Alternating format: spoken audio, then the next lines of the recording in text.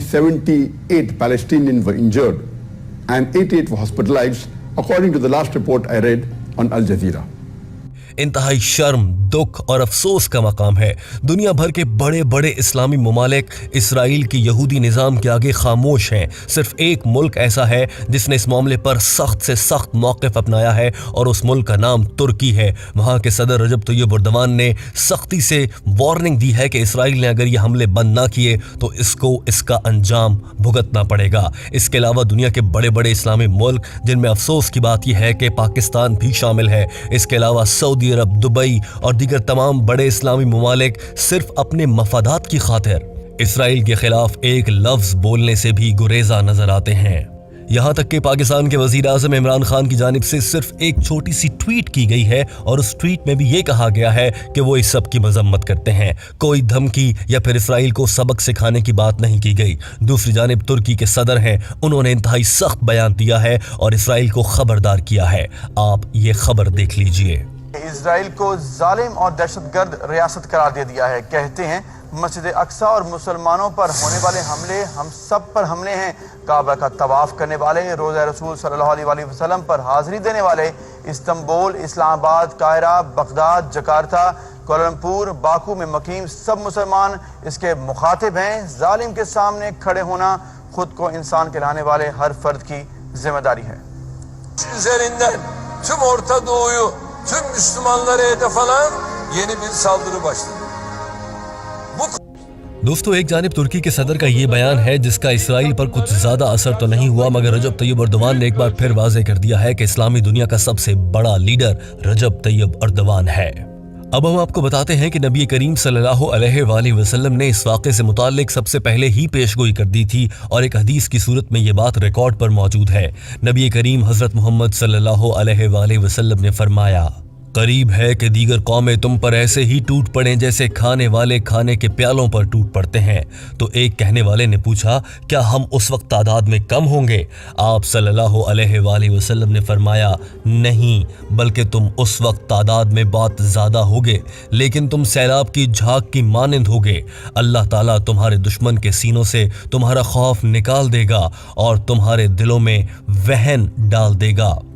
तो एक और कहने वाले ने कहा, अल्लाह के रसूल, ये वहन क्या चीज़ है? इस मौके पर आप सल्लल्लाहु अलैहि वसल्लम ने फरमाया, ये दुनिया की मोहब्बत और मौत का डर है जो तुम मुसलमानों के सीनों में होगा। दोस्तों, आज ये हदीस पूरी होती नजर आती है। गो कि मुसलमान तादाद में बहुत ज़्यादा हैं। दुनिया भर में मुसलमानों की तादाद सबसे ज़्यादा किसी भी मज़हब के मानने वालों में दूसरे नंबर पर है, लेकिन इसके बावजूद मुसलमान आज बिखरे हुए हैं। सऊदी अरब और दुबई जैसे ममालिक के सरबराहान इसराइल को एक बाकायदा मुल्क तस्लीम करने की जानिब बढ़ रहे हैं और दुबई तो उसे कबूल भी कर चुका है। सिर्फ और सिर्फ ये है कि दुबई को और सऊदी अरब को और दीगर इस्लामी ममालिक को, जिनमें पाकिस्तान भी शामिल है, उन्हें इसराइल से अपने सफारती ताल्लुकात की फिक्र है कि कहीं इसराइल हमसे नाराज ना हो जाए।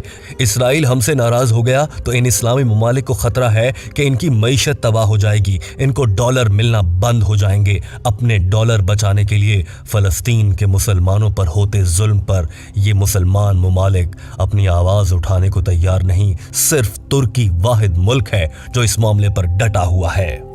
आइए दोस्तों, आपको दिखाते हैं कि इस मामले पर डॉक्टर जाकिर नाइक ने खुसूसी तौर पर पैगाम जारी किया है। उन्होंने क्या कहा है? Of Ramadan and the 26th night of Ramadan, Masjid Aqsa was stormed by the Israeli forces and 178 Palestinians were injured and 88 were hospitalized, according to the last report I read on Al Jazeera.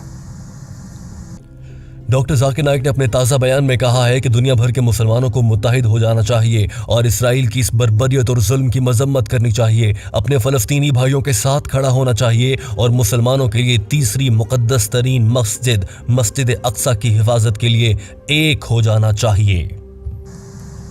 Our Muslim brothers and pray for them, and I urge the Muslims throughout the world, including the Muslim countries, to condemn the inhuman act done by the Israeli forces. All of us Muslims should support Masjid Aqsa, which is the third holiest mosque in the world. We have to unitedly stand and condemn this act.